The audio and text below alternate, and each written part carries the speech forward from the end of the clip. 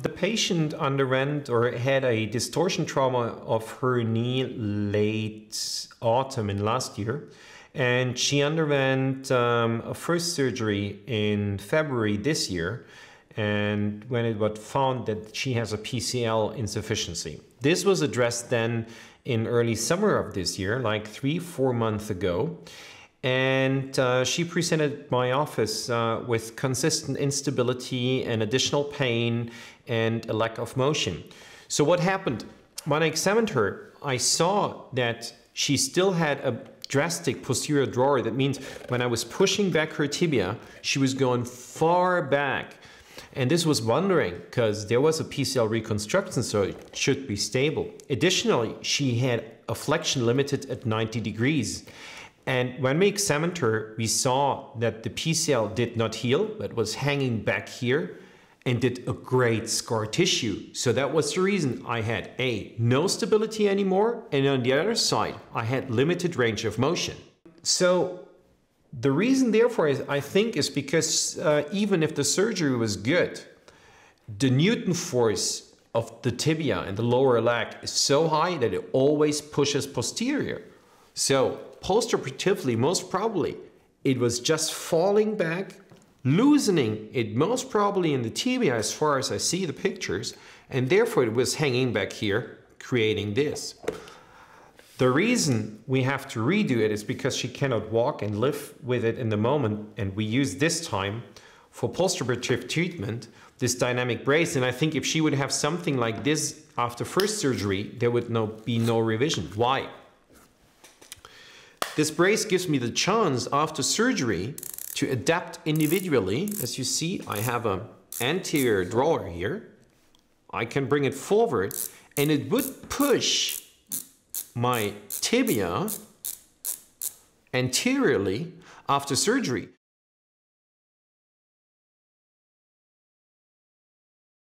It was one of the typical PCL injuries. She was walking in the night and she was trapping into a hole and had a complete uncontrolled distortion of her knee. Yeah, it's like the top, it's like motorcycle accident, bicycle accident, trapping into a hole, hyperextension, and American football injuries are really, really also a big group you see when they have a posterior drawer from defense versus offense.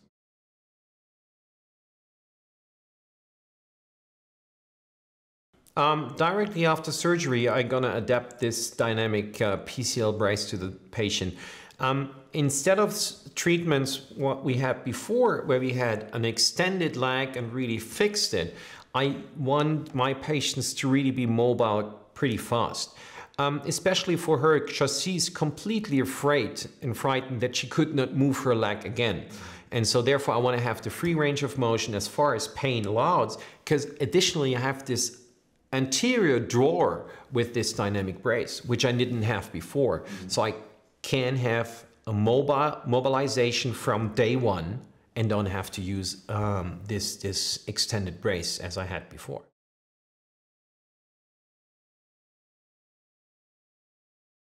This brace had to be worn like 6 weeks continuously, especially also in the night, because it's a lightweight product. And I can do it in extension, I can block it wherever the position is the most comfortable for the patient to sleep in the night, because I want to avoid that also in the night the calf falls back and stresses my PCL reco.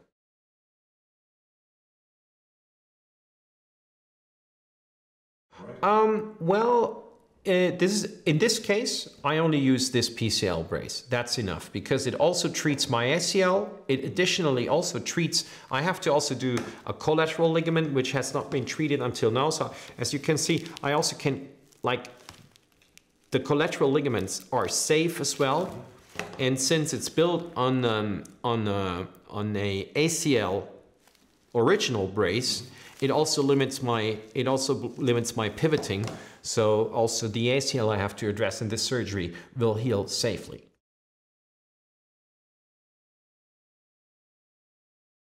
At the beginning, I like to work in the closed chain so that the foot has always contact to the floor, the wall. But with this brace, and they can do muscle training from day one. So they're going to have isometric muscle training tomorrow.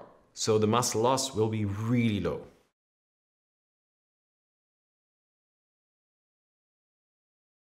Full weight bearing will be like next week, but full range of motion, I expect her to be in between 8-9 weeks.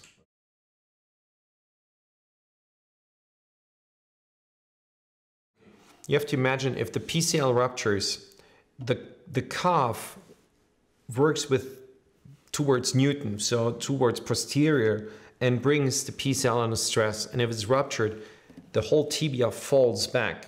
And even after surgery, there's still the Newton power of the whole weight of the lower leg and really pushes backward. And to save this, I love to use this brace because I can, as you see, adapt this here. And I can help getting the tibia forward, not even after surgery, but also after trauma. When I see that the PCL is ruptured and I don't see a reason to do surgery, I can help it healing by readapting the tibia forward. You know, I press it here from a pathologic posterior to a normal position. And by the mobility of the brace, it's working not only in flexion, it also works in extension. And this helps the patient be mobile directly after surgery or after trauma. Well, the biggest benefit for me is compared to what I had before, that I have a mobilization. Because before you have to imagine the patients have been in an extended brace, completely closed for 6 weeks. And the patient compliance has been, I estimate, really, really low. And I have something which is airy, so you can shower with it, which is possible. The patient can mobilize if they're allowed to and if they want to. Depending on what surgery you do, you can do whatever you want. I don't have to be, you have to mobilize or you have to be fixed. Every surgeon can use what he or she thinks is the best. And I can adapt individually, because this is really soft, to muscle or to athletic or to slim or rather big patients. This hand pat here, and give the force the patient needs. So it's an individualizing for the patient treatment. I just love it.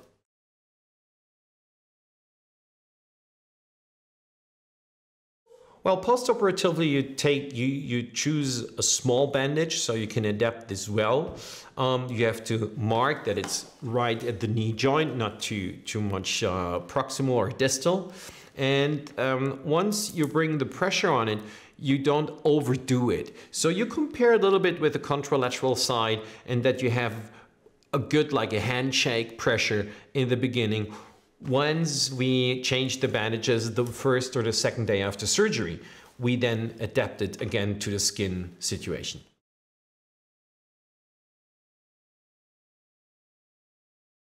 No. I love this brace also for direct post-traumatic. If I see that the PCL is ruptured, but as an isolated injury and with only a little posterior drawer, we know that the PCL can heal conservatively perfect, better than whatever we can do by surgery. So if I see those patients, they get this brace, they have anterior drawer, I give them 90 degrees of flexion for 6 weeks so they don't overdo it, because a lot of people think with this brace right now we can sport again tomorrow. It's just for a reminder. And after 6 weeks, the thing is done. They're stable and they're back on track.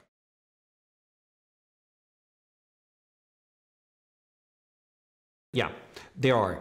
If there are like drastic knee dislocations with a lot of soft tissue swelling, and where you exactly see, if you compare it to the other side, that is a double size of a knee, then you don't want to have an oversized brace. You first want to cool it down. You use a PTS brace, anterior drawer.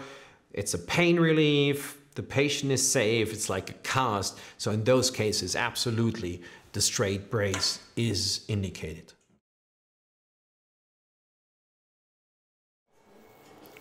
That's the patient I was reporting before. We already prepared the left leg so for eventual graft harvesting. However, what I show you is the posterior drawer she's still having.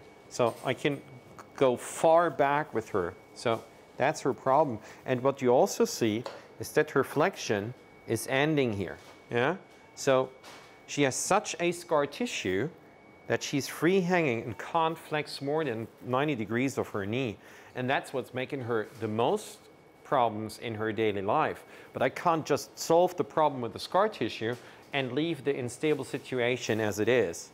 Additionally, you can see that she's opening drastically at her lateral part. So the whole lateral aspect also is not given anymore. While anterior, I have a clear click. And this is the place I want her to be at the end of the surgery, and which I also then with the dynamic brace can, after I replaced my tibia, my calf, in the anterior position, I have the dynamic brace to attach here and to keep this position safe.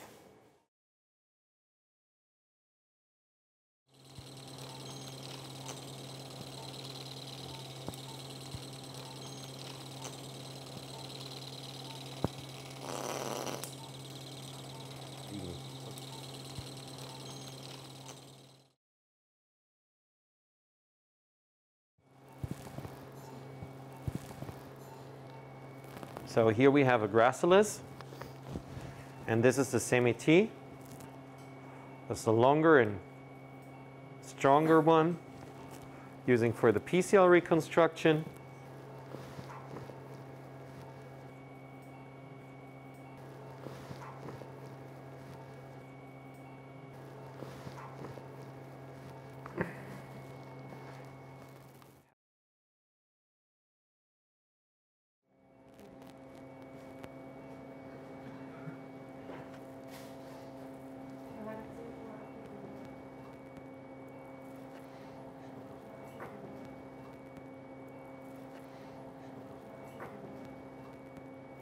Right now we have a triple semi-T for reconstructing the PCL of this patient, and we augment this as it is a revision case with a so-called fiber tape to give more static stability from the beginning.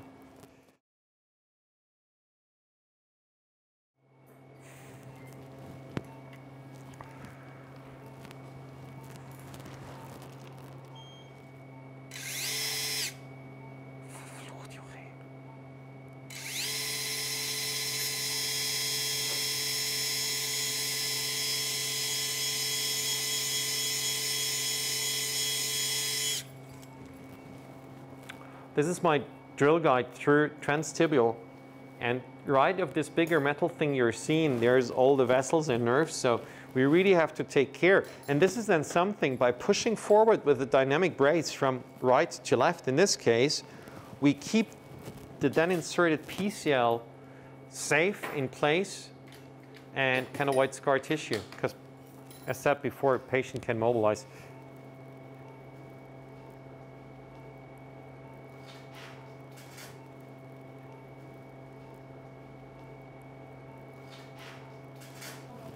What we start to do right now is that we pull in the PCL right now.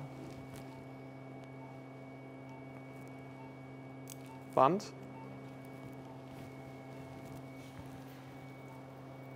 Yeah.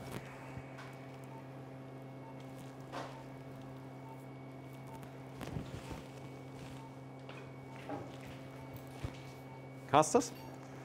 So we first do the first step under just obvious views. So we pull in through the tibia over the posterior part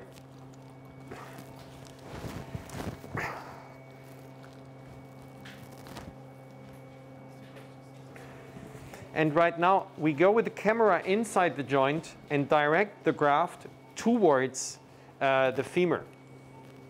Now I redirect the sutures of my PCL graft into the femur. And right now by pulling here, das kannst du jetzt gleich kräftig machen. we direct our graft into the femoral bone, which we do see here now. So in there we have a finished PCL reconstruction. We just have to fix it. Team, that was a great job. Just love it. For revision in this case.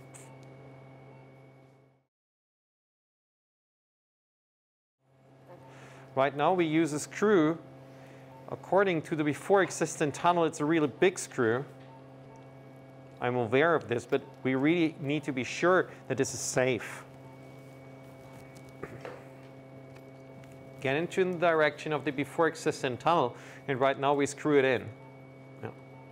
Dreh kräftig, kräftig und schnell. Das wird sich reindrehen lassen. Greift die? Ja. Oh, Halleluja. Kann sein, dass wir da wirst viel Kraft brauchen. Rachmaninoff irgendwie die Etüden, den Etüdengriff. Ja? Yeah, look at this. How great the screw is fixing here. Yeah, go on further.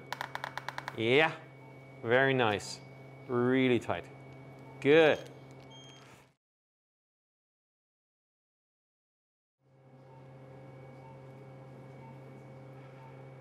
Okay. So this is the proximal aspect of the fibular head, where we have to prepare very carefully, because also here there's the perineal nerve towards this posterior aspect here.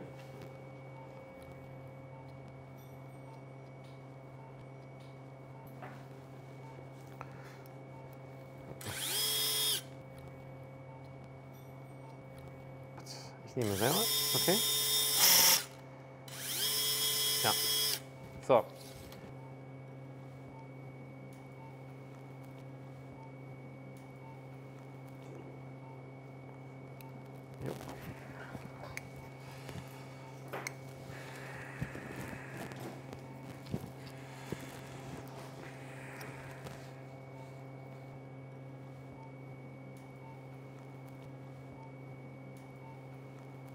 So this will be our new lateral aspect, collateral ligament.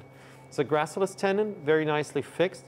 And the additional suture I take here is my guidance for the isometry, so I know in the end that I fixed it at the right spot.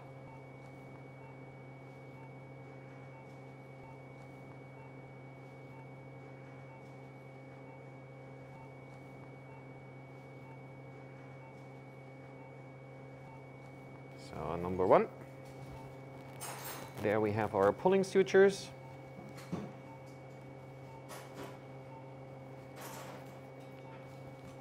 And hopla. And right now, you see, it's fixed at the fibular head. And the next step is that we need to fix it at the correct position in the femur. And therefore, the lateral aspect is also stabilized, which will then be protected in the end also by this brace, by the joint, and the 4-point system.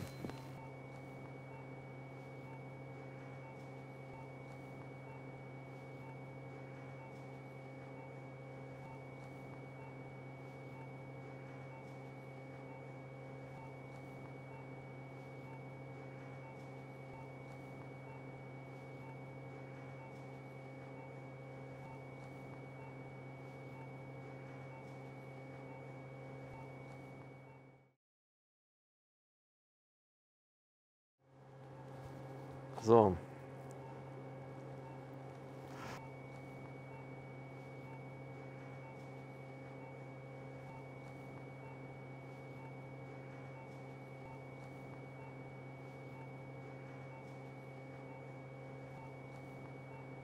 It's an isometric point for the lateral aspect, because the clamp stays exactly at where we estimated that the collateral ligament will insert at.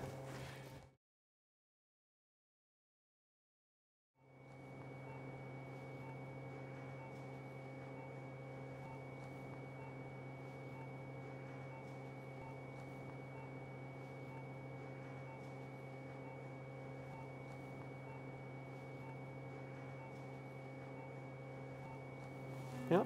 Sind alle 4 da? Ja. Wunderschön.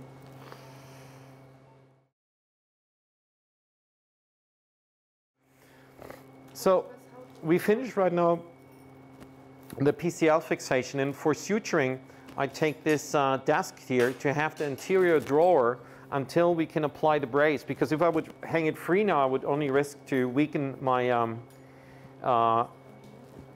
my PCL graft already at this point of the surgery. And so until everything is closed, we have this table to help us, and then we're going to change this into the dynamic brace to replace this anterior drawer. So what we do right now, we can open it up maximum as you see.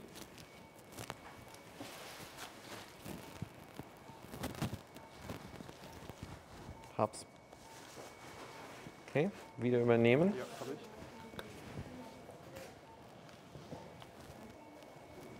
So, and in that very moment,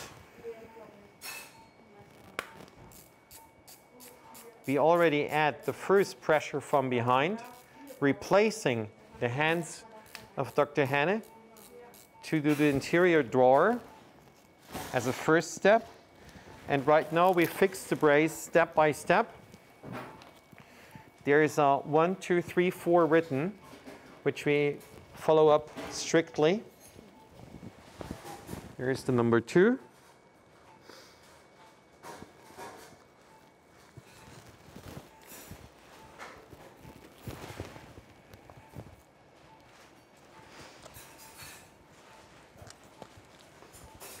So number 3.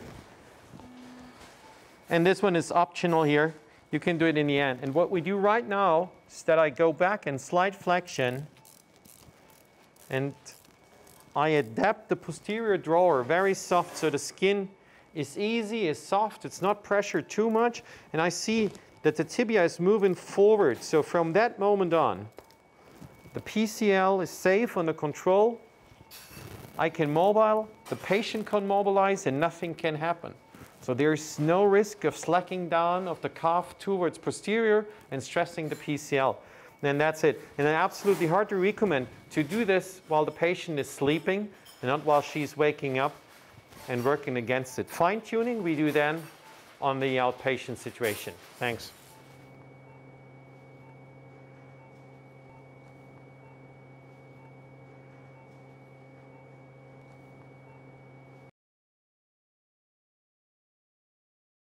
I'm pretty happy with the surgery because everything went as we hoped, and we could redo the PCL in one session. And especially right now, as you've seen when we applicated the PCL brace, that we could this anterior load bring on the knee, so the PCL is safe, whatever the patient is doing, and I'm pretty positive that it's going to inhale in this physiological position. So tonight she stands up, and I'm very, very happy and positive that she gets back.